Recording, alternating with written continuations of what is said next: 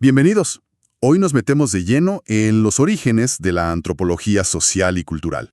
Vamos a explorar cómo nació y, sobre todo, cómo fue definiendo eso que llamamos el otro cultural. Hola, sí, es un tema fascinante, porque la antropología usualmente se piensa por su objeto, la otredad, la diversidad, y por su método, la observación participante, ¿no? Exacto, pero para entenderla bien hoy hay que mirar su historia. Y esa historia, bueno, no es lineal. El conocimiento se acumula, pero con conflictos, con debates. El contexto histórico y social es fundamental. Entiendo. O sea, no es solo describir al otro, sino que la propia ciencia antropológica fue, de alguna manera, construyendo esa idea del otro. Justamente, construyó modelos, imágenes de ese otro cultural. Y esas imágenes fueron cambiando. No es algo estático que estuviera ahí afuera esperando ser descubierto. Claro. Y mencionabas que hubo como grandes momentos históricos en esa construcción. ¿Podemos identificar algunos? Sí, podemos hablar de 3 momentos clave, pensando en Europa y Estados Unidos. El primero, digamos, a fines del siglo XIX. Plena revolución industrial, expansión colonial. Exacto. En ese contexto nace la antropología como ciencia. Y la gran pregunta era, ¿por qué esta gente es distinta a nosotros? La respuesta dominante fue el evolucionismo. Ah, la famosa teoría evolucionista, que ponía a las sociedades en una especie de escalera, ¿no? Con Occidente arriba. Sí, una visión muy jerárquica. Se veía al otro como diferente, pero implícitamente o a veces explícitamente como inferior, como si estuviera en una etapa anterior de nuestro propio desarrollo. ¿Y cómo estudiaban eso? El método era el comparativo. Se recolectaban datos, muchas veces de relatos de viajeros, misioneros, no de primera mano, para intentar armar esa secuencia evolutiva universal. Entiendo. Y ahí se empezó a dividir la antropología, ¿no? Entre lo físico y lo cultural. Sí, se hizo esa distinción. A la antropología cultural le tocó estudiar a esas sociedades que llamaban primitivas, las no occidentales. Pero ese modelo evolucionista, bueno, generó críticas, imagino. ¿Qué pasa después? Entra en crisis, sobre todo en el periodo entre guerras. Surgen críticas muy fuertes. Por un lado, la falta de datos fiables, esto de basarse en fuentes secundarias. Y por otro, el etnocentrismo, o sea, juzgar todo desde los valores de la propia cultura. Claro. ¿Y eso llevó a algún cambio importante? Fundamental. Ahí es donde realmente se consolida la observación participante. La idea de ir al lugar, convivir con la gente, aprender la lengua, observar directamente, fue una revolución metodológica.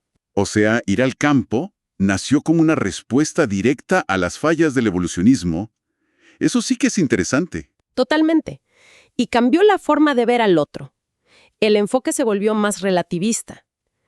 La idea era que cada cultura es distinta, sí, pero equivalente. Tiene su propia lógica interna, es coherente en sí misma. Ya no diferente inferior, sino diverso. Exacto. La palabra clave ahora es diversidad.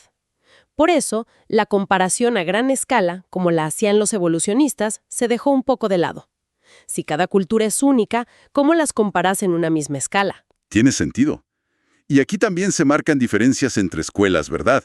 Británica, estadounidense. Sí, se consolidan escuelas nacionales. Por ejemplo, el funcionalismo británico, enfocado en cómo funcionan las instituciones sociales, y el particularismo histórico en Estados Unidos, más centrado en la historia y los patrones culturales únicos de cada grupo. Se habla de antropología social y antropología cultural. Bien. Entonces pasamos de la diferencia jerárquica a la diversidad relativista. Y el tercer momento, después de la Segunda Guerra Mundial. Claro, el mundo cambia drásticamente. Muchas de las sociedades primitivas, como se las llamaba, desaparecen físicamente o se transforman radicalmente por la colonización, la occidentalización forzada. Un proceso a veces llamado etnocidio, ¿no? La destrucción cultural. Sí, lamentablemente. Y esto obliga a la antropología a replantearse todo. Surgen, digamos, 2 grandes líneas de respuesta. ¿Cuáles serían? Viera. Interesante. ¿Y la otra línea? La otra, muy influida por el marxismo y la teoría crítica, empieza a mirar las transformaciones ya no solo como diversidad, sino en términos de desigualdad. Ah, ahí entra el poder. Justo. Se empieza a analizar cómo el colonialismo, el neocolonialismo, las relaciones económicas globales generaron y perpetuaron desigualdades. El otro ya no es solo diverso, sino que a menudo es producto de una relación desigual de poder. Entonces, el recorrido es de la diferencia evolucionista a la diversidad relativista y luego a la desigualdad. Exactamente. Es una forma de resumir esa evolución en la construcción del objeto de estudio. Y además, en esta última etapa, resurge la comparación, pero de otra manera, y la disciplina se fragmenta mucho más en especialidades: antropología económica, política, médica, urbana. Y ya aparece otra figura interesante, el antropólogo que estudia su propia sociedad. Sí, el antropólogo nativo. Eso plantea la pregunta: si estudio mi propia cultura, ¿quién es el otro? Y una respuesta es que el antropólogo construye esa otredad a través del extrañamiento. El extrañamiento. ¿Cómo sería eso? Es la capacidad de mirar lo familiar, lo cotidiano, lo que damos por sentado, como si fuera ajeno, exótico, para poder analizarlo. Es construir una distancia para entender. Fascinante. Y todo esto, estas teorías, estas formas de ver al otro, no se quedaron solo en la universidad, ¿verdad? Para nada.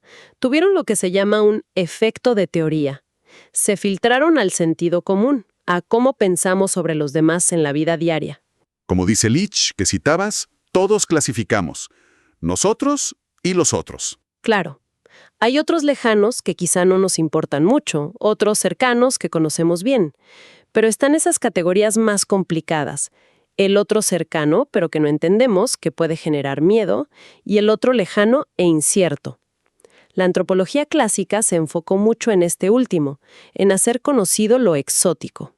Entonces, para ir cerrando, la historia de la antropología no es solo una historia de descubrimientos, sino una reflexión sobre cómo se piensa y se construye la idea misma de otro. Exacto. Y es una historia muy ligada al contexto social, político, económico. Muestra cómo el conocimiento científico no se produce en una torre de marfil, está socialmente condicionado. Es una producción situada. Nos deja pensando entonces cómo siguen vivas hoy esas distintas miradas sobre el otro, como diferente, como diverso, como desigual, en nuestra sociedad, en nuestras interacciones, incluso cuando no estamos hablando de antropología. Somos conscientes de cómo esa historia de construir al otro sigue moldeando nuestra forma de ver el mundo hoy. Ahí queda la reflexión.